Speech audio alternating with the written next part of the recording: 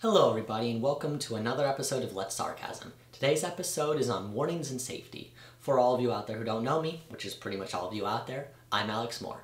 Before we get started, I want to remind you not to do anything you see or hear on this show at home. Now that I've covered my ass from being sued by any of you morons out there, let's get started.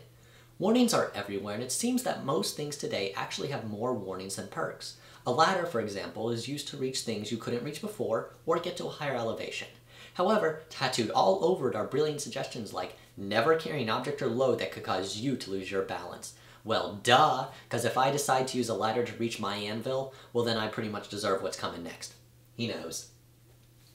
When businesses use the sign, floor slippery when wet, they're basically saying we have better things to do than to care for you, our customers. So we'll just leave this sign here in the hopes that you won't actually slip on the wet floor if there is some. But even if you do, you can't sue us. Haha.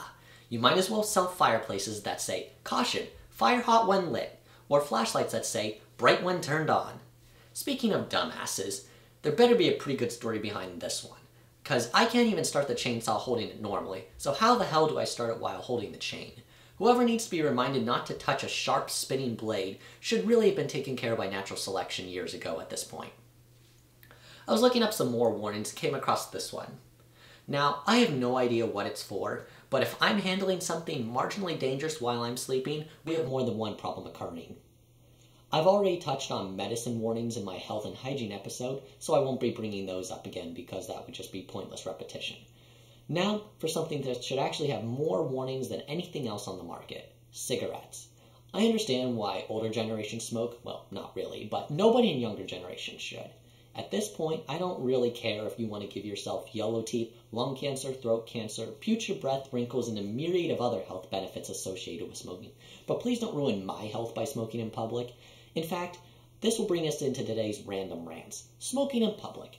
At this point, I think we should just make a game out of it. Here are some clever, crafty ways to stop people from continuing to smoke around you in public. Shoot water at them using a super soaker. Finally didn't spend $40 for nothing. Chop their cigarette in half using a ninja throwing star. Hire Wile E. Coyote to take care of them, although at this point you might just end up paying for his hospital bills because he didn't actually read the warning labels. Use a flamethrower to incinerate the cigarette and only the cigarette. You could have two easily distracted men drop a conveniently placed grand piano on a smoker as they walk by. Always works in the cartoons. However, my favorite would be shooting at them with a paintball gun filled with encapsulated cesium balls that would break upon impact. Or you could just have them smoke more because that would eventually kill them anyway. You're not wrong. Now, this has to be one of my favorite phrases because I can admit I'm wrong without even having to say it. Leave it to Americans to come up with a way to say you are right without actually having to compliment someone who had a better idea or proved you wrong. How selfless of us. Pretty much describes our whole history, actually. Changing passwords.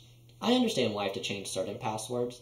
Bank passwords, for example, but why the hell do I need to change the password to my college account every 6 months? What are they going to do, pay my bills for me? Ooh, I'm so scared.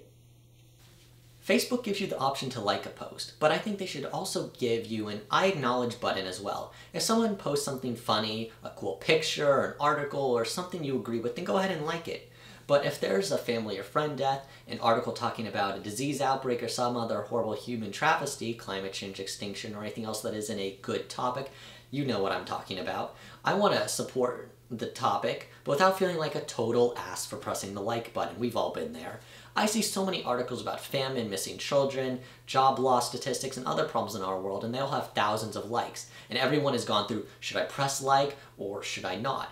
What they really mean is, I acknowledge, sympathize, and support this cause or information, which is why, Zuckerberg, we need an acknowledgement button. All in all, thanks to warning labels, I now know not to stick my sister in the oven, although I would like to, place my hands in the blender while it's running, or place a child in the washing machine for a spin cycle after a game of soccer. The sad part is that all these warnings actually have stories behind them. At some point or another, someone out there did something stupid, sued, and won because they weren't properly warned. I think we can now say that common sense impairment is an actual hazard in today's society, which is why we need to implement these signs on every product that we sell. That's all for today. Stay safe or perish.